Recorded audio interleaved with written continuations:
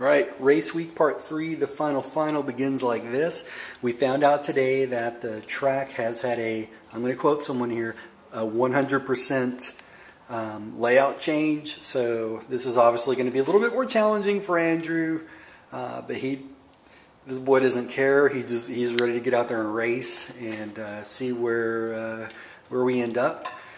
I got everything on here pretty much locked down. I need to clean out his air filter. In fact, I'm probably going to bring some additional air filters with us because I'm sure after practice and qualifying, I don't know if I want to take the time to clean those, and depending on how dirty they get, I want to make sure that I have good air filters because that's important.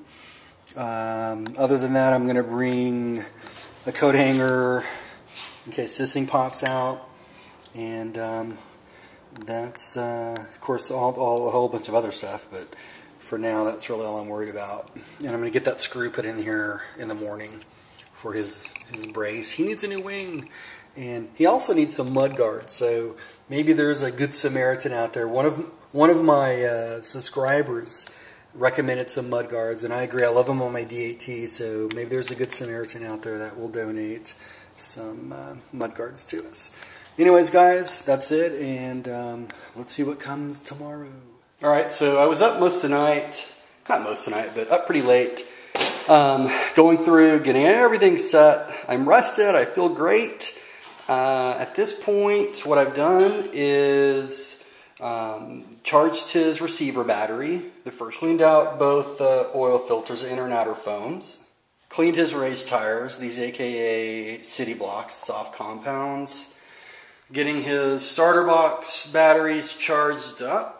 I got this snazzy little, we'll call it a pit bag, simply because I didn't want to haul around my big old toolbox. I'll still bring the toolbox to the track because it has everything. But the whole idea with this is just kind of the essentials that I'm going to need while in the pits. So obviously glow igniter, fuel, little scrub brush so I can scrub off his tires, some CA glue. Again, these aren't things, necessarily right during a race, but just some of the things that after qualifying and whatnot, a tuner, temp gun, things like that, just so that we're prepared. So here in a little bit we'll kind of go over all this crap that I throw in it. And I did notice one thing that just bothered me on here. I figured out what it is, but if you look closely at the radio tray, especially back here, when I do the throttle, see it moves? And I figured out exactly what that is. And this is when I took off the mud guards, the stone guards yesterday. That little pin that goes in the back isn't flushed down in here, so it's lifted up a little bit. So I love Losi. I think it's just a tremendous brand of car. They're fun to work on. They're tough as sons of bitches. But the thing I hate about them more than anything is these damn stone guards and the way they go on. And ugh. So it's their little way of torturing me. I believe that because I've gone through it on my 810 multiple times. So really to do it right, you got to kind of undo the radio tray, lift that up a little bit, put everything in there, and then don't even get me started on it. So that's going to be my little fun thing to do here. And then once Andrew gets home, we're going to tune it and take it out for a little spin, see how she goes. All right. So at this point, we're haze gray and underway. We'll be leaving here in probably about 30 minutes. Everything I think is good to go on his buggy. And as far as my little pit bag here, Andrew made fun of me when he saw it, but I don't care. This is going to be pretty cool. It's better than lugging my entire toolbox around because this has just the stuff I need, especially since the Losi uses standard hardware as opposed with metric, and most stuff in my toolbox is metric, even though I've got quite a bit of standard stuff. This way I can just focus on the parts I need. Ignore these. I'm taking this back to the hobby store, but I got my charger, little standard screws, a brush for the tires, gloves, if you can believe that. That's kind of interesting. The reason I have gloves is because on the starter box, you have to press down here on the engine to get it going, which is, it's okay, but if he flames out or something, or I need to start it when this thing is hot, whoo, I'm just have those gloves on ready to go. And so I think that's about it. Now let's see if the man of the hour is ready to rock and roll. See the throttle? That's the new track. They changed it. Oops, sorry. Boy, they changed it. Here's the man ready. 45-42. There he goes. He's off. He's off to the races. There he is.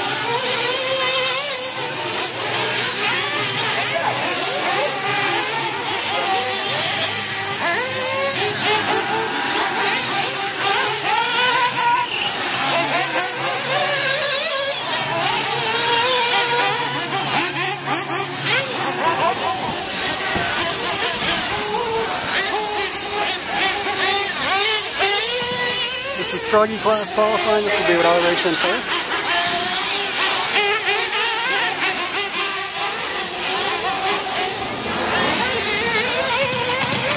1 minute left here. The guy 6 minutes down, 1 minute remaining. Driver 6 down, and 1 remaining. Look at him, that's on his feet. There he goes.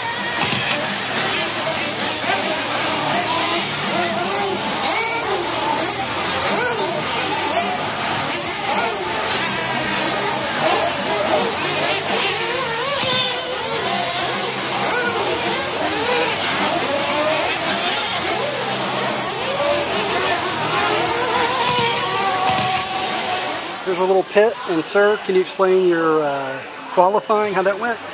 I got 7th out of 10, which is, yeah, I was happy. At first they called me at 10th place, and I was so ticked. Yeah. And I was 9th for a while, then all of a sudden I hit up to 7th, and I was really excited. So Prince at 7th. Yeah, so we got this going pretty good. We had some, it's flaming out, or it seems like it was lean bogging, so I richened it out a little bit. Oh yeah, the card needle came a little loose, so we're gonna, let me fix that real fast. And then Andrew's race is next, so hopefully I'll get a little bit of footage. Well, we're home, and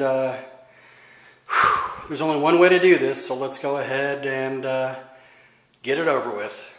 After our qualifying round, I went back inside, and I was, again, just locking and loading his buggy, going through everything, making sure that it was tight and there were no issues whatsoever, because again, I wanted this buggy to finish the race. And old RC Barrier, he's kind of giving me a hard time, like, why are you doing this? And I mean, I put a new air filter on it, and I'm checking the camber links, and he's like, why are you doing all that? I'm like, because I don't want it to break. Charging my batteries, and you know, and he's kind of looking at me funny. And well, so I'd asked earlier, like, how much time do we have between like the last truck race and our race, whatever. It was like 30 minutes. So the trucks were out there, and I'm thinking, okay, so we got 30 minutes at least.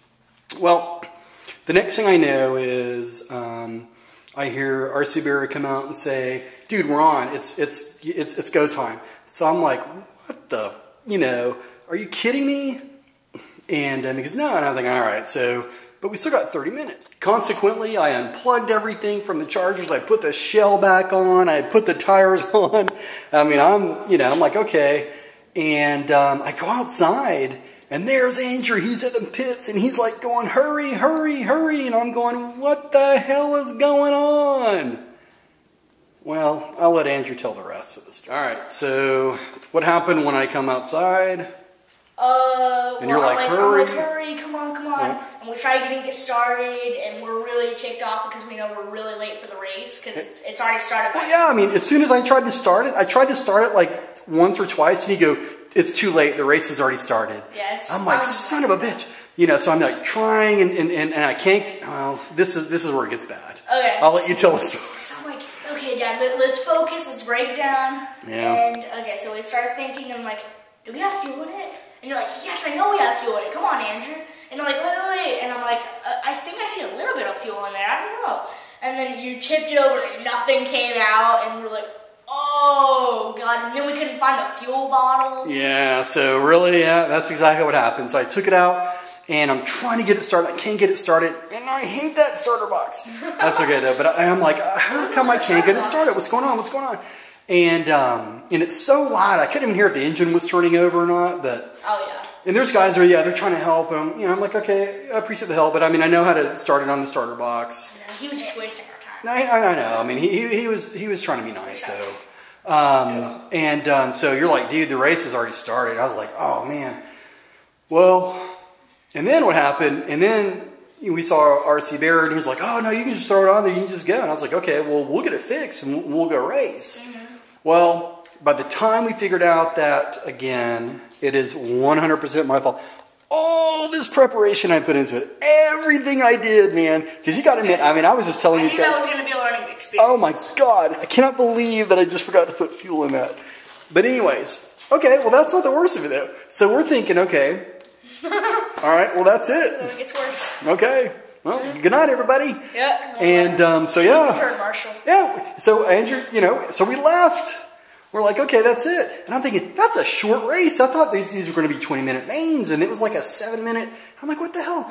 So, all right, I'll let you tell. It turns out there's 3 qualifiers.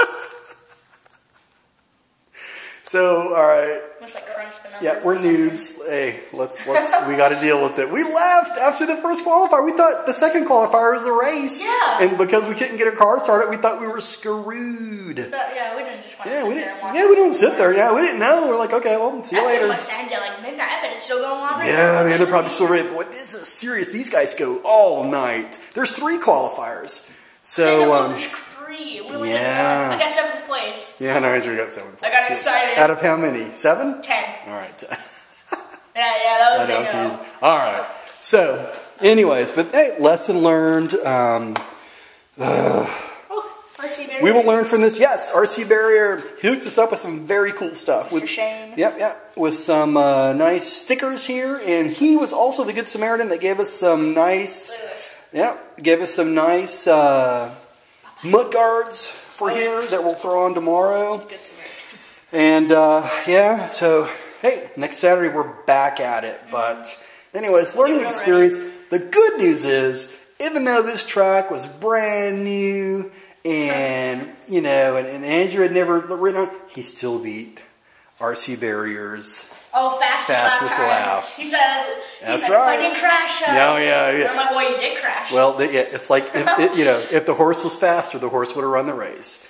All right, Shane, be ready because he's coming, and you be ready because when I get this thing right here built. Woo, that's looking nice. Oh yeah. When I get this built, you guys will probably still kick my butt, but I don't care. Anyways, all in all, fantastic evening. We loved it. We just got a little confused at the end and didn't understand, and it is a whirlwind of activity.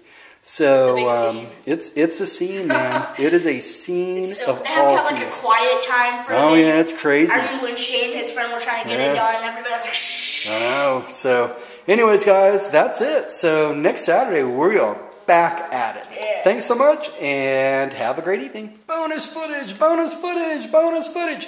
All right, so we have really spent quite a bit of time on running it at stock and trying to figure out. You know, the guys at the track were kind of, you know, they were happy to see Andrew. Like, when they found out he was going to race, like, man, this guy's put in hours and hours of practice, and he's going to race.